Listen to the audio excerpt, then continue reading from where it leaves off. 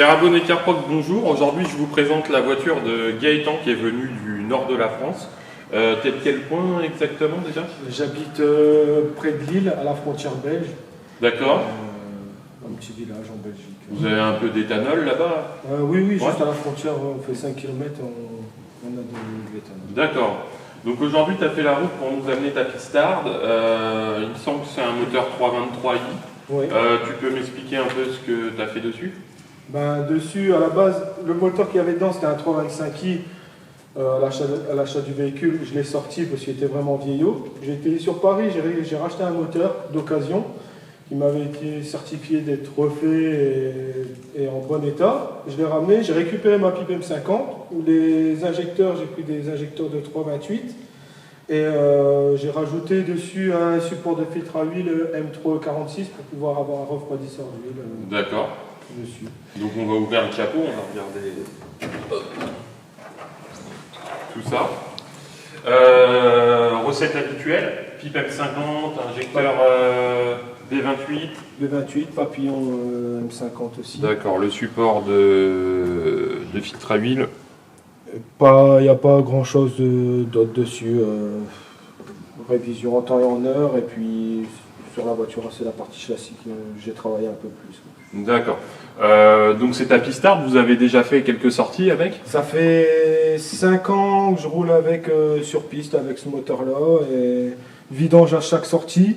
J'ai fait les coussinets de bielle en préventif, qui n'étaient pas à faire, et c'est tout. J'ai fait 10 000 km de piste avec. Et aujourd'hui, donc, tu sautes le pas pour une gestion? Pour une gestion. D'accord. Qu'est-ce qui t'a fait sauter le pas?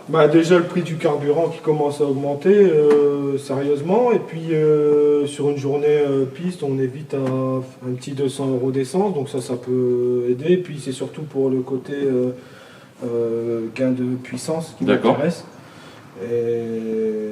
parce qu'on peut aller un peu plus fort avec, et je pense être à bout de sa puissance d'origine, quoi. Donc, d'accord, donc on va voir ça, on va optimiser tout ça.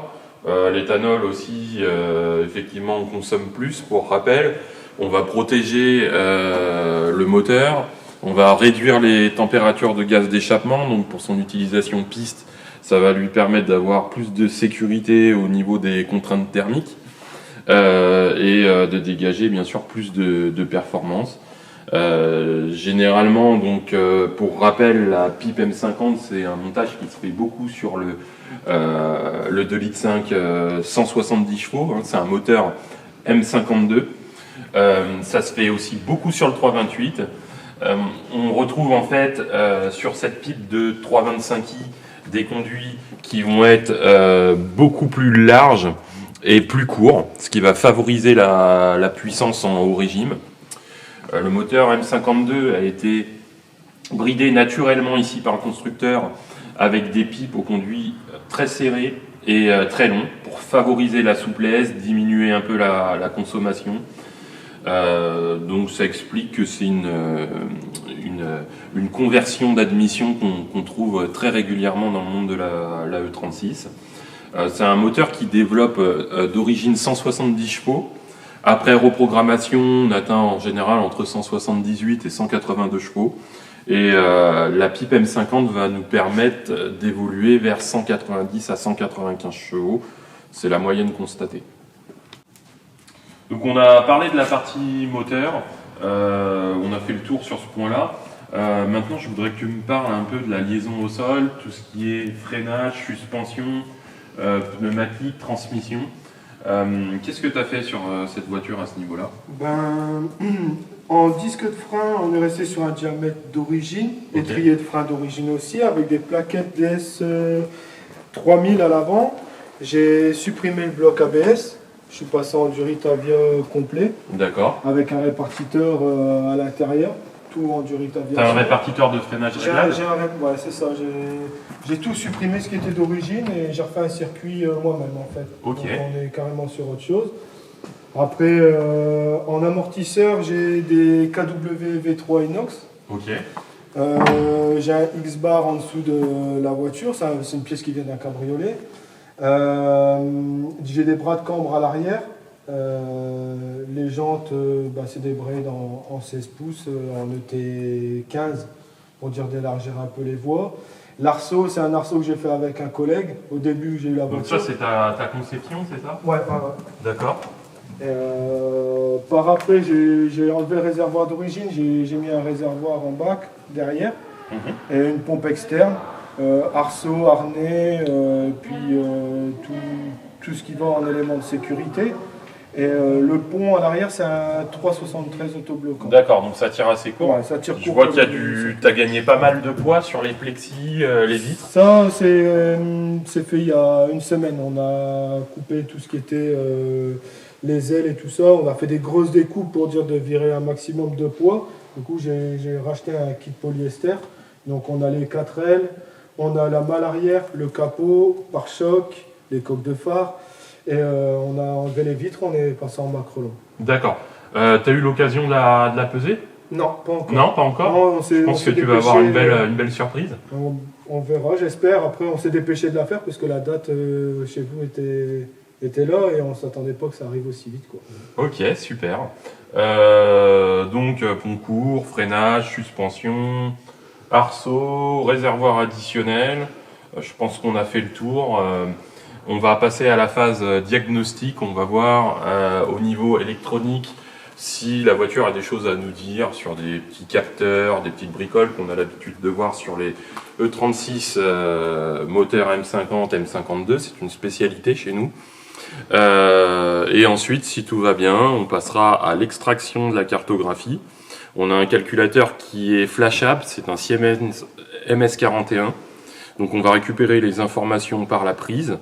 On va modifier le programme autant de fois que nécessaire jusqu'à temps d'atteindre le résultat voulu. Voilà. Je vous retrouve juste après.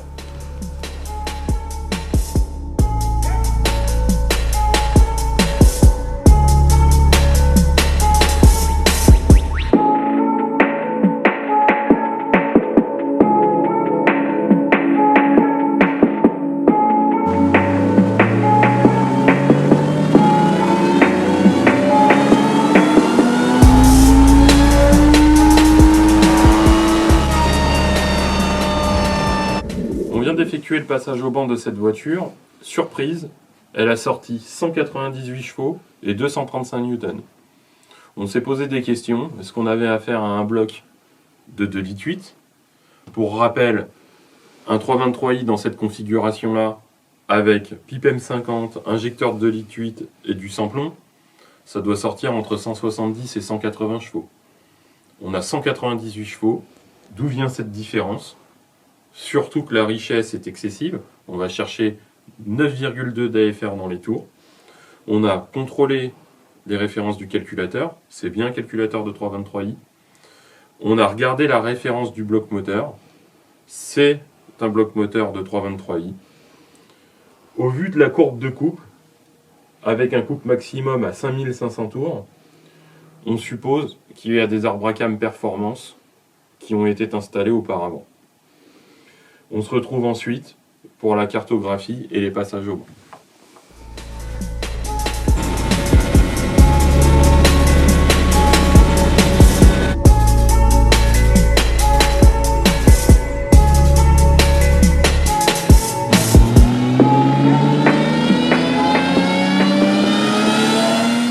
Le client, pour nous amener le véhicule roulant, a dû faire supprimer l'antidémarrage. Malheureusement, l'entreprise qui a fait ça a supprimé des informations essentielles au bon fonctionnement du véhicule.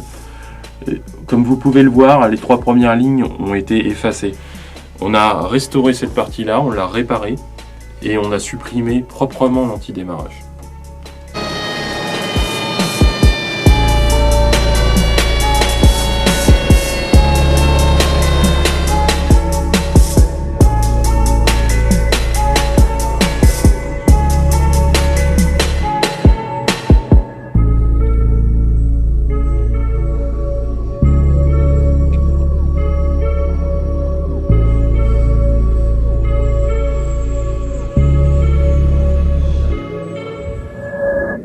Voici après la mise au point de ce moteur, les résultats. 198 chevaux à 214 et en coupe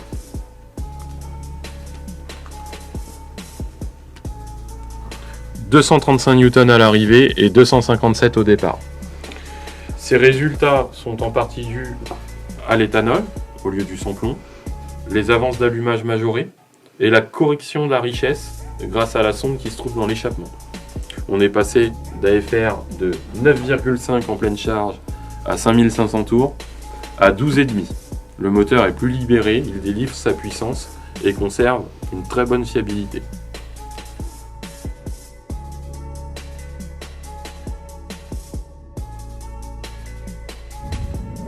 Et voilà, la belle est prête à rejoindre le circuit avec son propriétaire.